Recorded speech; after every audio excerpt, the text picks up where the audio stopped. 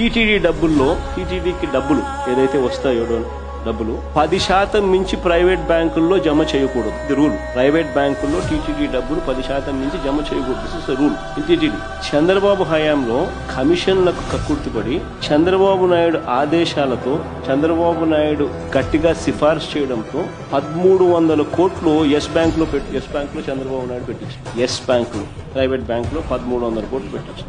మన ప్రభుత్వం వచ్చిన తర్వాత మన బోర్డు ఈ నిర్ణయాన్ని రీవిజిట్ చేసి ఎస్ బ్యాంక్ నుంచి ఆ డబ్బులు విత్డ్రా చేసి నేషనలైజ్డ్ బ్యాంక్ లో ఆ డబ్బులు పెట్టింది. పెట్టిన 3 నెలలకు ఎస్ బ్యాంక్ కొలాప్స్ అయింది. చెప్పండి స్కామ్ ఎక్కడ? ఆ డబ్బులు తీసిన 3 నెలలకు ఎస్ బ్యాంక్ కొలాప్స్ అయింది ఆన్ దేర్ ఓన్ కౌంట్. ఒకవేళ ఈ డబ్బులు ఎస్ బ్యాంక్ లోనే ఉండింటే ఈ 1300 కోట్లు ఏమయ్యేటి? మరి ఏది స్కీము? ఇన్ని ఉన్నా కూడా మాకేమి తెలిసినా కూడా టీటీడీ కాబట్టి రాజకీయాలకు లాగకూడదని నిజోరికి పోలా సర్దిద్దినం.